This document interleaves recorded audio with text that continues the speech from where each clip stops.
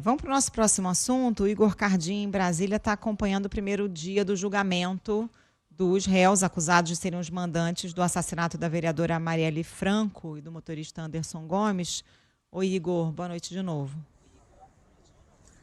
Oi, Carol, boa noite para você, agora para a Vera e também para os ouvintes. Pois é, o julgamento segue neste momento ainda com a fala do último advogado de defesa, neste momento, então, também condenando e dizendo ali falhas, apontando possíveis falhas na delação de Rony Lessa. O Supremo Tribunal Federal, a primeira turma, voltou a julgar hoje à tarde, então, esse julgamento histórico aí, após 8 anos do assassinato da vereadora Marielle Franco e também do motorista Anderson Gomes, ocorridos em março de 2018 no Rio de Janeiro.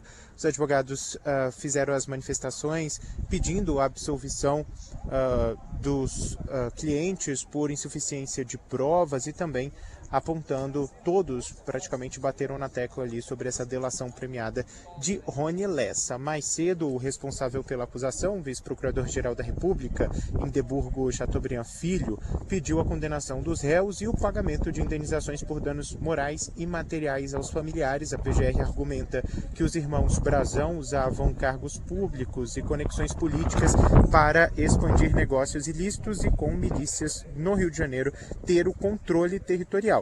Marielle, que denunciava justamente essas ligações desde a época em que era assessora de Marcelo Freixo, acabou se tornando a principal alvo e obstáculo aos interesses desse grupo político. A Procuradoria-Geral destacou ainda que o alvo inicial dos criminosos era Marcelo Freixo. No entanto, o atirador Rony Lessa apontou dificuldades para executar o crime, o que fez com que o foco mudasse para a vereadora. A acusação ressaltou ainda que a denúncia se apoia em uma vasta documentação e depoimentos, rejeitando o argumento da defesa de que as provas se baseiam apenas na delação de Lessa.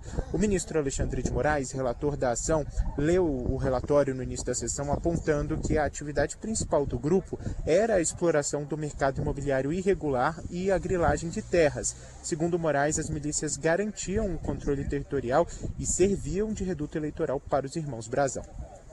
Marielle se tornou, em síntese, a principal opositora e o mais ativo símbolo da resistência aos interesses econômicos dos irmãos.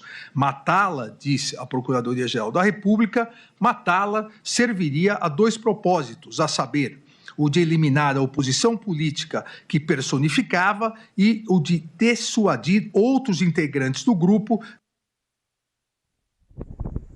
Lembrando, então, no banco dos réus estão os irmãos Brazão, o ex-chefe da Polícia Civil, Rivaldo Barbosa, e o ex-PM Ronald Paulo de Alves, que são acusados de duplo homicídio qualificado e também tentativa de homicídio por conta da assessora de Marielle Franco, que sobreviveu ao atentado. O quinto réu, Robson Calixto Fonseca, o Peixe, responde por organização criminosa ligado ao caso do assassinato da vereadora.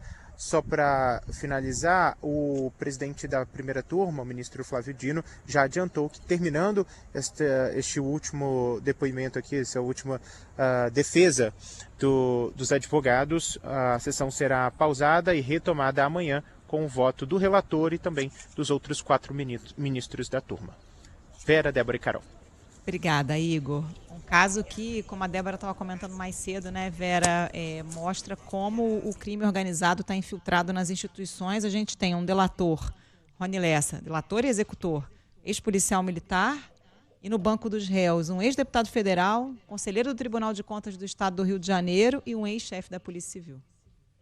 Exato, esse crime ele é exemplar dessa infiltração e ali de uma tentativa, segundo o que a Procuradoria-Geral da República sustenta, realmente de eliminar uma representante do Estado que já no passado tinha, principalmente antes de ser vereadora, quando ela ainda era assistente, auxiliar do Marcelo Freixo, participado de investigações sobre esse universo do crime organizado no Rio. Então, muito grave que tenha demorado tanto tempo para vir a julgamento, né? Um crime cometido em 2018 e que se arrastou por todo esse tempo com claras medidas que foram tomadas para obstruir as investigações ao longo do tempo e que isso é objeto de uma outra investigação, um outro inquérito que apura só a obstrução de justiça nesse caso. E agora ver como é que o Supremo vai entender a participação de cada um dos integrantes aí da organização criminosa descrita pela Procuradoria-Geral da República, né? As defesas, principalmente dos irmãos Brazão, se pegando muito no fato de que só o testemunho, a delação, né, do Rony Lessa ampara a acusação contra os seus clientes, que não haveria provas fáticas, provas materiais ali da participação deles, mas a acusação do Ministério Público muito enfática, muito veemente, no sentido de que está comprovado, comprovada toda a cadeia que levou ali à execução de Marielle Franco e também do motorista, do Douglas. Então, vamos esperar... Hã? Anderson. Anderson, não, você falou Douglas, eu Anderson. E a minha dislexia para nomes, Anderson. Então vamos esperar que realmente eles levem a cabo o julgamento, que não tenha nenhum adiamento, que não tenha nenhum novo pedido de vista, nenhum tipo de obstáculo a que ele se conclua, porque já são muitos anos sem resposta para esse crime, né? Pois é, e mesmo depois desses 8 anos esperando isso, esse julgamento tem um impacto simbólico, político muito grande, né, Vera? Inclusive familiares comentaram hoje, eu não me lembro exatamente quem foi, acho que foi a viúva do Anderson, né? Que as pessoas que planejaram, que mandaram, que executaram esse crime são pessoas que pensaram que nunca seriam pegas, que ficariam impunes. E quase aconteceu, quase deu certo, né?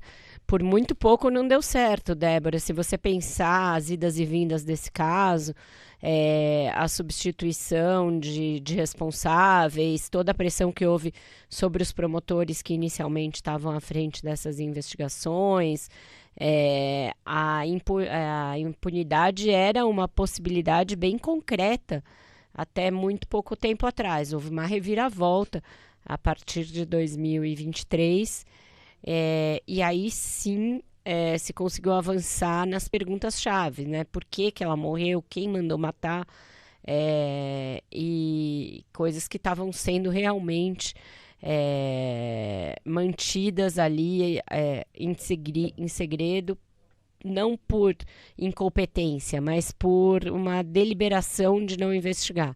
Então, é importante que a gente dê essas respostas para que isso não volte a acontecer. É muito grave que o crime organizado se infiltre nas instituições de tal modo a decidir eliminar aqueles que zelam por elas e que tentam evitar que isso aconteça. Então, agora a gente vai ter eleição.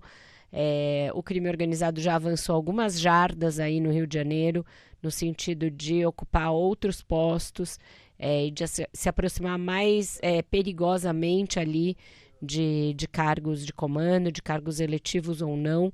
Então, essa resposta neste momento também é profilática para o que vai acontecer daqui para frente em eleições, e não só no Rio, no Brasil todo. A gente está vendo no México essa coisa aterrorizante de o quanto pode escalar a ousadia do crime organizado quando se sente ameaçado, quando se sente ali combatido. Então, a gente não pode permitir que o Brasil avance para algo próximo de uma mexicanização. Então, esse julgamento também tem esse caráter profilático e, por isso, a gente tem que estar muito atento a ele.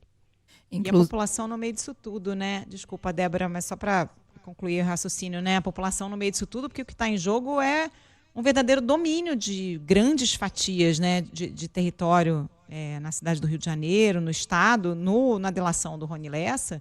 Ele disse que cometeu o crime, que em troca receberia quase uma capitania hereditária, receberia o direito de explorar ali uma região, serviços no local, né?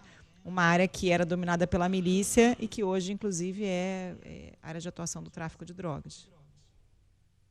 Sim, uma coisa que não tem mais nenhuma distinção praticamente, né?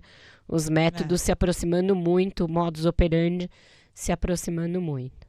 Na verdade, eu queria só trazer aqui um aumento um dado, né, do aumento de casos de violência política, que esse aumento foi verificado justamente nas eleições municipais em 2024. Meu computador travou, eu acabei perdendo aqui o número, mas eu vou encontrar para trazer, porque eu acho importante. Mas um levantamento feito pela organização Justiça Global, Terra de Direitos, mostra que houve um aumento de 130% de violência política, com 558 casos em 2024, na comparação com 2020. É grave isso, né? E como dizia a Vera, esse julgamento é bastante profilático.